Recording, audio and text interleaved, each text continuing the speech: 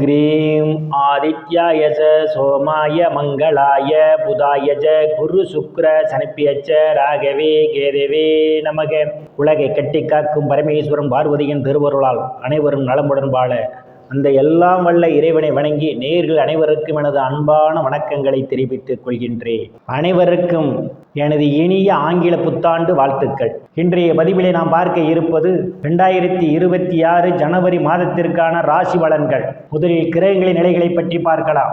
ஜனவரி மாதம் 1ஆம் தேதி வாக்கிய பஞ்சாங்கத்தின்படி மிதுன ராசியிலே குரு பகவான் பயணம் செய்து கொண்டிருக்கிறார். சிம்ம ராசியிலே கேது பகவான் பயணம் செய்து கொண்டிருக்கிறார். தனுசு ராசியிலே சூரிய பகவான், புதன் பகவான், செவ்வாய் பகவான், சுக்கிர பகவான் 4 கிரகங்கள் பயணம் செய்து கொண்டிருக்கிறார்கள். கும்ப ராசியிலே சனி பகவானும் ராகு பகவானும் பயணம் செய்து கொண்டிருக்கிறார்கள். இம்மாதம் 4 கிரகங்கள் இடப்பெயர்ச்சி ஆகின்றன. 11ஆம் தேதி தனுசு ராசியிலே பயணம் செய்து கொண்டிருக்கின்ற புதன் பகவான் மகர ராசிக்கு இடப்பெயர்ச்சி ஆகிறார். அவர் மீண்டும் ஜனவரி மாதம் 29ஆம் தேதி மகர ராசியிலிருந்து கும்ப ராசிக்கு இடப்பெயர்ச்சி ஆகிறார். 14ஆம் தேதி தனுசு ராசியிலே பயணம் செய்து கொண்டிருக்கின்ற செவ்வாய் பகவான் மகர ராசிக்கு இடப்பெயர்ச்சி ஆகிறார். ஜனவரி மாதம் 15ஆம் தேதி தனுசு ராசியிலே பயணம் செய்து கொண்டிருக்கின்ற சூரிய பகவானும் சுக்கிர பகவானும் மகர ராசிக்கு இடப்பெயர்ச்சி ஆகிறார்கள். நான் கூறக்கூடிய பலன்கள் அனைத்தும் வாக்கிய பஞ்சாங்கத்தின்படி கோச்சார ரீதியான உலக மக்கள் அனைவருக்குமான பொது பலன்கள்.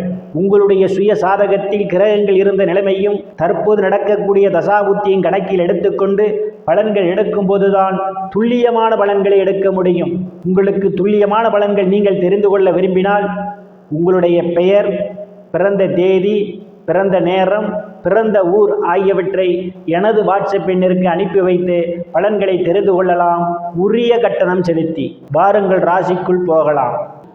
ராசியகங்களுள்ளே ராசிநாதன் சுகஸ்தானத்திலும் பூர்வ புண்ணிய ஸ்தானத்திலும் அவர் பயணம் செய்வதால் இருந்து சந்தோஷம் நிலவக்கூடிய மாதமாகவே இந்த மாதம் உங்களுக்கு அமைய காத்து கொண்டிருக்கின்றது.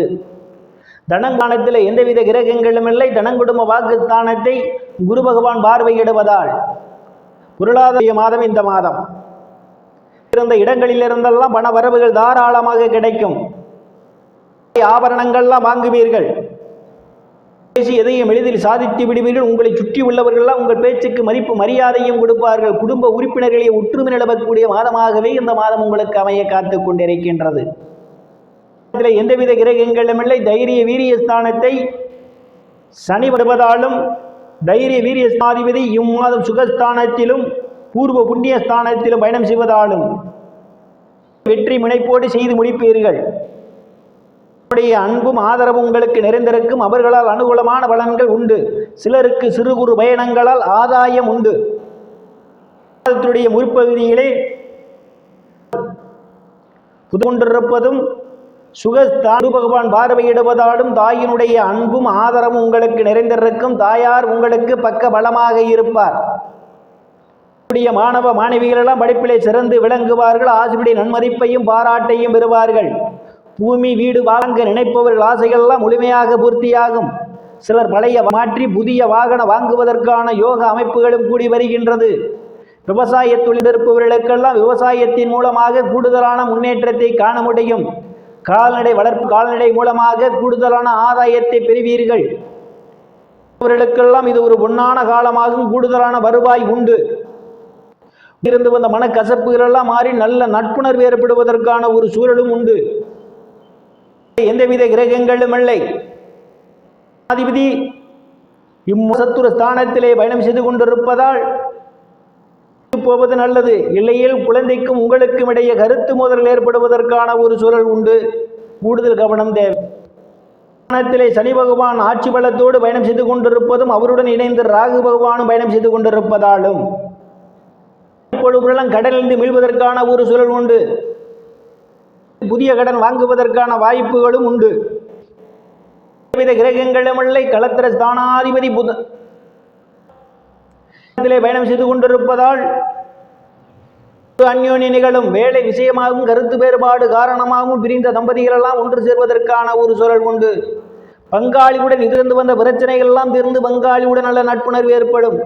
கூட்டு தொழில் செய்பவரெல்லாம் கூட்டு தொழிலிலே அபரிவிதமான முன்னேற்றத்தை காண முடியும். பெண் இருபாலருக்கும் இதுவரை இருந்து வந்த திருமண தடைகள் எல்லாம் விலகுவதற்கான ஒரு சூழலும் உண்டு.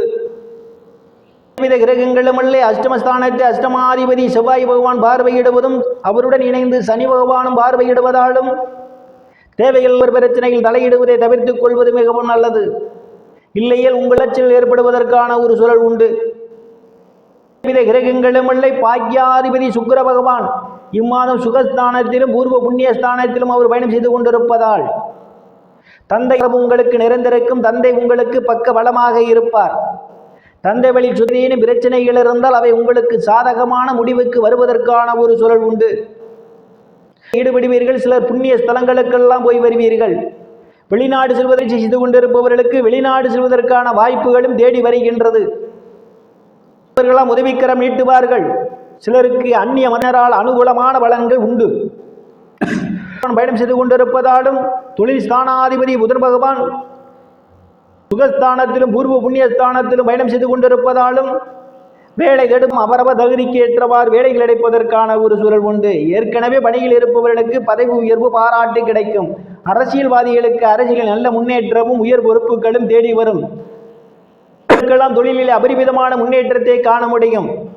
லாபஸ்தான கிரகங்களும் இல்லை லாபாதிபதியும் அஷ்டமாதிபதியுமான செவ்வாய் பகவான் பார்வையிடுவதால் மூத்த சகோதரன் அனுசரித்து போவது நல்லது. இல்லையில் உங்களுக்கும் அவர்களுக்கும் இடையே கருத்து மோதல்கள் ஏற்படுவதற்கான ஒரு சூழல் உண்டு. எச்சரிக்கை தேவை.